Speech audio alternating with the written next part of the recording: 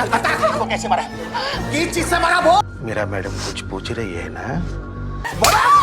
सर ये कानून के खिलाफ सर, मैं आपके हाथ जोड़ता हूँ। Pria botak ini bernama Inspektur Jenderal Tarun. Dia adalah kepala polisi negara bagian Goa, India. Biar gampang, kita panggil aja dia Irjen Tarun. Malam itu dia memanggil anak buahnya yang dulu pernah terlibat secara langsung menangani kasus terbunuhnya seorang anak lelaki bernama Samir Deshmukh, di mana Samir Deshmukh merupakan anak sematawayang mantan kepala polisi negara bagian Goa bernama Mira Deshmukh.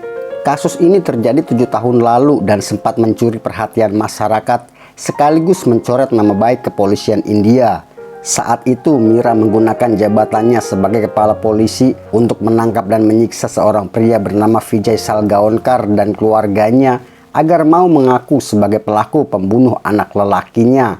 Tapi tindakan Mira dianggap ilegal dan di luar SOP kepolisian. Apalagi dia tidak bisa membuktikan kalau Vijay adalah pelakunya. Sampai akhirnya dia dipecat dari kepolisian. 7 tahun setelah kasus itu ditutup, rupanya Mira tidak tinggal diam. Dibantu Irjen Tarun yang merupakan teman baiknya saat di akademi kepolisian dulu, diam-diam mereka mengumpulkan bukti dan informasi untuk kembali membuka kasus itu dan menangkap Vijay Salgaonkar beserta keluarganya. Salah satunya adalah dengan mengirim 2 anak buahnya yang menyamar sebagai pasangan suami istri dan bertetangga dengan Vijay. Namanya Jenny dan Shiv Kulkarni. 2 tahun ini bisa dibilang penyamaran mereka sangat sempurna. Bahkan hubungan Jenny dan istrinya Vijay yang bernama Nandini sudah sangat akrab. Itu karena saking seringnya Jenny menemani Nandini ngobrol. Bahkan Nandini sudah menganggap Jenny seperti adiknya sendiri. Malam itu Jenny dan Shiv Kulkarni datang dengan membawa hasil rekaman percakapan antara Jenny dan Nandini, di mana dalam rekaman itu Nandini mengatakan kalau Vijay telah memindahkan mayat Samir Deshmukh ke suatu tempat yang dia sendiri tidak tahu di mana. क्या आपको ये डर है कि अंजू घबराहट में किसी को बोल ना दे कि बॉडी कहाँ है? अंजू को तो कुछ मालूम ही नहीं। विजय ने दूसरे ही दिन हमें बिना बताए बॉडी कहीं shift. Mereka yakin kalau rekaman itu bisa dijadikan bukti kuat untuk menyeret Vijay dan keluarganya ke penjara. Irjen Tarun mulai merunut kasus yang terjadi 7 tahun lalu. Dari awal hilangnya Samir Deshmukh di tanggal 2 Oktober malam, kemudian pada pagi harinya di tanggal 3 Oktober, Gaitonde melihat Vijay membawa mobil milik Samir Deshmukh. Sampai beberapa hari kemudian, mobil itu ditemukan di sebuah danau bekas penambangan batu. Irjen Tarun meminta Sawan dan Gaitonde bertanya kepada semua orang, terutama kepada pedagang atau pekerja yang biasa mulai beraktivitas pada pukul 3 pagi. Irjen Tarun yakin salah satu dari mereka pasti ada yang melihat Vijay. Tapi sayangnya usaha itu belum berhasil karena minimnya informasi yang mereka dapat. Dia menyuruh Gaitonde dan Inspektur Sawan menyebarkan pengumuman. Siapa saja yang bisa memberikan informasi terkait peristiwa pembunuhan di tanggal 2 dan 3 Oktober 7 tahun lalu akan diberi hadiah sebesar Rp500.000. Ini adalah Vijay Salgaonkar, di mana kehidupannya saat ini jauh lebih mapan dibanding 7 tahun lalu. Usaha TV kabelnya pun sukses. Bahkan sekarang dia mengembangkan bisnisnya dengan membuat gedung bioskopnya sendiri. Sejak kasus terbunuhnya Samir Deshmukh 7 tahun lalu ditutup, Vijay dan keluarganya hidup bahagia layaknya keluarga tajir pada umumnya. Mereka makan bersama, jalan-jalan, dan liburan. Sebagai pengusaha yang cukup sukses, Vijay bisa saja berteman dengan sesama rekan bisnisnya. Tapi entah kenapa dia lebih suka berteman dengan seorang penjaga makam. Namanya Savio. Vijay sering membantu Savio dalam hal keuangan, seperti membayar hutang pinjolnya Savio, membantu biaya pendidikan dan juga biaya pernikahan anak perempuan Savio. Inilah yang membuat Savio merasa berhutang budi pada Vijay. Selain Savio ada juga pria bernama Golip yang menjadi teman akrab Vijay, seorang petugas keamanan di sebuah universitas swasta yang ada di Pondolim. Golip sering mengajak Vijay menginap di tempat kerjanya untuk sekedar mabuk bareng. Kalau sudah begini, Vijay akan menelpon Nandini dan meminta Nandini memanggil Jenny untuk menemaninya ngobrol. Dari obrolan inilah lama-kelamaan Nandini semakin mempercayai Jenny. Sampai hal yang seharusnya menjadi rahasia keluarga, Nandini ceritakan pada Jenny. Pria ini bernama David, mantan narapidana kasus pembunuhan yang ditahan selama 7 tahun. dia baru bebas beberapa hari lalu.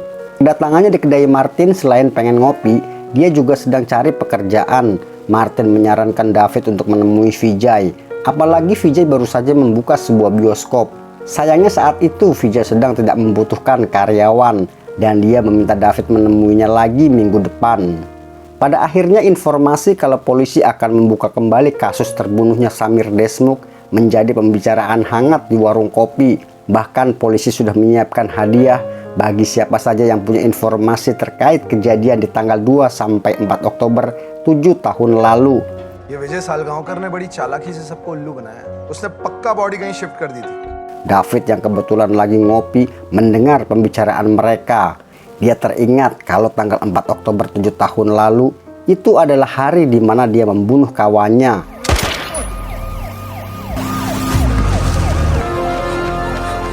Saat lari dari kejaran polisi tanpa sengaja, dia melihat seorang pria sedang menggali di sebuah bangunan yang saat ini sudah menjadi kantor polisi Pondolim. Tapi dia masih ragu kalau yang dia lihat adalah Vijay Salgaonkar. Beberapa saat kemudian David pergi dengan perasaan galau, bimbang dan juga resah. Saat melihat Vijay keluar dari kantor polisi, dia mulai mengamati. Sampai akhirnya David yakin kalau orang yang dia lihat saat dirinya dikejar polisi adalah Vijay Salgaonkar. Setelah berpikir beberapa saat dan tergiur hadiah yang cukup lumayan, David melaporkan semua yang dia lihat. David bercerita kalau di tanggal 4 Oktober dini hari, dia melihat Vijay Salgaonkar membawa pacul keluar dari sebuah bangunan. Tapi David belum mau memberitahu di mana lokasi Vijay menggali sebelum ada kesepakatan pembayaran untuk informasi penting itu. कितने? 25 लाख रुपए। 3 अक्टूबर की रात को मैं देखा था सालगांवकर को। कितने? 3-3.5 बजे थे। तो इसका है कि जब तक मेरे को पैसा मिलेगा नहीं तब तक मैं भूलेगा नहीं। Mau tidak mau Mira dan Mahesh setuju. Setelah menerima sejumlah uang yang dia minta, David memberitahu kalau Vijay menguburkan mayat itu tepat di bawah Irjen Tarun berdiri. खड़े उसके नीचे ही दफनाया था। वो टाइम को पुलिस स्टेशन में वो कंस्ट्रक्शन का काम चालू था। तो मैं खुद विजय को यहाँ कुछ Mereka benar-benar tidak menyangka selama 7 tahun ini Vijay sukses mengelabui polisi dengan menguburkan mayat Samir Desmukh di tempat yang tidak pernah mereka kira. Sialnya David tidak diizinkan pergi selama proses penggalian berlangsung sampai ditemukannya kerangka tubuh milik Samir Desmukh. Irjen Tarun meminta agar proses penggalian dilakukan dengan cepat, rahasia dan tidak boleh ada satu orang luar pun yang tahu. Setelah semua dipersiapkan, penggalian pun dilakukan dengan pengawasan super ketat dari Gaitonde Ireng yang cuma bisa nyuruh-nyuruh doang. तू किधर जा रहा है? हल्का होने। तो इतना ज्यादा पानी नहीं पीना चाहिए था ना? रोक के चल काम पे। उठा Bhawra. Setelah seharian mereka menggali dan hampir saja putus asa, tiba-tiba Gaitonde berteriak untuk menghentikan penggalian. रुको। मारो। Mereka akhirnya menemukan sebuah kerangka tubuh manusia yang diduga milik Samir Desmukh. Tak berapa lama tim dokter forensik pun datang untuk mengevakuasi dan membawa kerangka mayat ke laboratorium dan dilakukan pemeriksaan. Sementara itu Vijay yang lagi iseng ngecek kondisi tokonya melalui CCTV tanpa sengaja melihat situasi kantor polisi Pondolim yang sudah ramai orang. Dia menelpon seorang karyawannya dan menanyakan apa yang terjadi di kantor polisi. Jose menjawab kalau polisi sepertinya sedang melakukan pekerjaan penggalian. Akhirnya Vijay membatalkan rencananya pergi kondangan dan menyuruh Nandini masuk ke rumah karena ada urusan penting yang harus dia selesaikan. Vijay bergegas pergi ke kantor bioskopnya untuk memantau situasi melalui CCTV. Terlihat tim dokter sudah membawa kotak yang diyakini berisi kerangka tubuh milik Samir Desmukh. Berdasarkan rekaman pembicaraan antara Jenny dan Nandini dan juga temuan kerangka tubuh manusia, akhirnya pengadilan tinggi mengizinkan polisi menginterogasi Vijay dan keluarganya. Irjen Tarun meminta Vijay untuk berterus terang agar tidak membuang-buang waktunya. Tapi pengakuan Vijay masih sama seperti 7 tahun lalu. Kalau di tanggal terbunuhnya Samir Desmukh, dia dan keluarganya sedang berada di luar kota. Tak berapa lama Jedi dan Shiv Kulkarni masuk.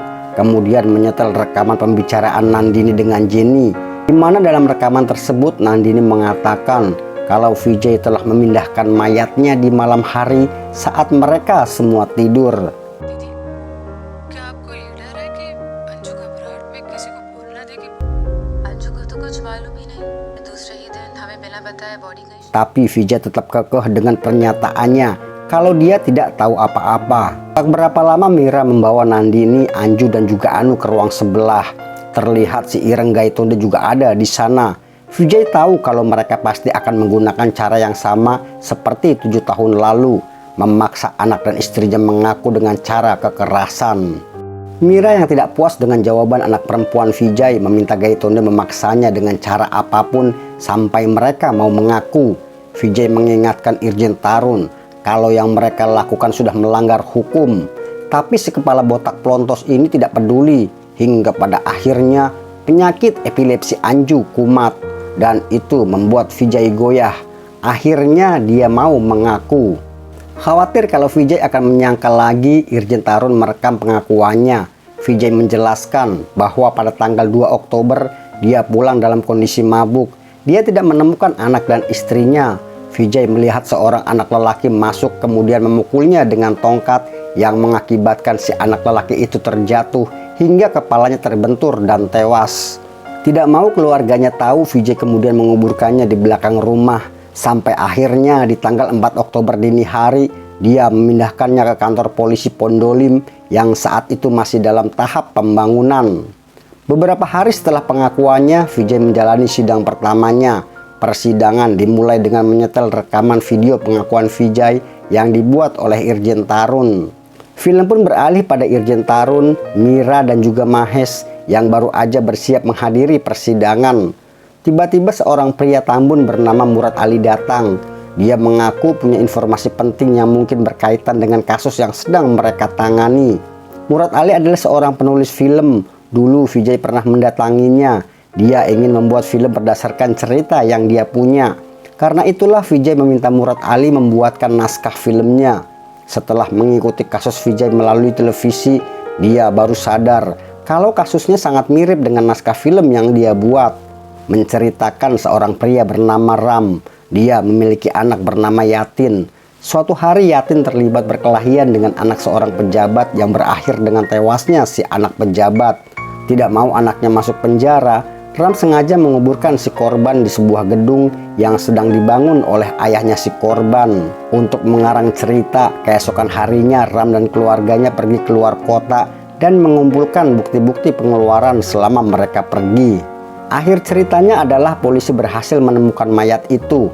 Untuk menyelamatkan masa depan anaknya, si ayah kemudian mengaku sebagai pelakunya, yang menyebabkan dia harus masuk penjara. Murad Ali merasa perlu menyampaikan informasi ini karena Vijay pernah mendatanginya lagi. Dia mengatakan kalau dia tidak suka dengan bagian akhir naskah filmnya. Vijay tidak mau kalau si tokoh utamanya berakhir di penjara. Dia ingin si tokoh utama jadi pemenang. Karena belum juga mendapatkan ide untuk akhir cerita filmnya, Vijay kemudian menerbitkan ceritanya itu dalam bentuk novel dengan judul Drisam, dengan alasan agar ceritanya tidak dicuri orang lain. Dan pintarnya Vijay, dia menerbitkan novel itu bukan atas nama dirinya sendiri, tapi atas nama Murad Ali. कब? 1 साल पहले। विजय के नाम पे छपी थी? नहीं, क्योंकि वो किताब मेरे नाम पे छपी। Hingga suatu hari Vijay pernah kembali menemuinya. Dia menyampaikan idenya yang bisa dijadikan akhir dari cerita filmnya. Tapi dia butuh beberapa informasi untuk mengembangkan idenya itu. Vijay ingin tahu kemana polisi membawa kerangka mayat itu. Kemudian apa yang selanjutnya dilakukan polisi. Karena Murad Ali punya hubungan baik dengan beberapa polisi, dengan cepat dia memperoleh informasi yang dibutuhkan Vijay. Karena ceritanya terjadi di Pondolim, besar kemungkinan polisi akan membawa kerangka itu ke Fakultas Kedokteran Universitas Andrew. Kemudian akan dilakukan pemeriksaan jenis kelamin, usia korban, dan sebab kematian. Setelah itu akan dilakukan tes DNA untuk memastikan identitas si korban. Berbekal informasi itulah Vijay mengembangkan ide ceritanya untuk akhir naskah filmnya dengan tujuan agar si tokoh utama selamat dari jeratan hukum. Tapi atas saran Murad Ali, ide cerita itu dibatalkan karena menurutnya terlalu beresiko bagi si tokoh utama, dan itu pun disetujui oleh Vijay. Film pun kembali ke ruang persidangan di mana kuasa hukum Vijay mengatakan kalau kliennya terpaksa membuat video itu karena adanya penyiksaan yang dilakukan polisi terhadap keluarga Vijay Salgaonkar, dan itu diakui sendiri oleh Vijay saat ditanya hakim ketua. Menurut mbak pengacara ini, seluruh kasus yang menimpa kliennya adalah fiksi alias karangan saja, di mana seluruh ceritanya diambil polisi dari novel berjudul Drisam yang ditulis oleh Murad Ali. Dan semua pernyataan Vijay dalam berita acara pemeriksaan yang diajukan polisi ke pengadilan, semua kata-katanya diambil dari novel itu. Dan penemuan mayat Samir Desmukh di kantor kepolisian sama ceritanya dengan yang ada di novel. Protes keberatan dari Bapak Jaksa Penuntut Umum ini pun ditolak oleh hakim ketua karena dia baru saja menerima hasil tes DNA yang menyatakan kalau kerangka tubuh manusia itu bukanlah kerangka tubuh Samir Desmukh. As per the DNA report, ये skeleton समीर देशमुख का है ही नहीं।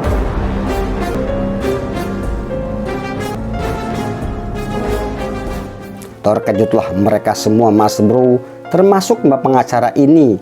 Karena pusing dan juga lapar, Pak Hakim akhirnya memutuskan untuk menunda sidang sementara. Gaetonde melaporkan hasil persidangan yang jauh dari ekspektasi mereka.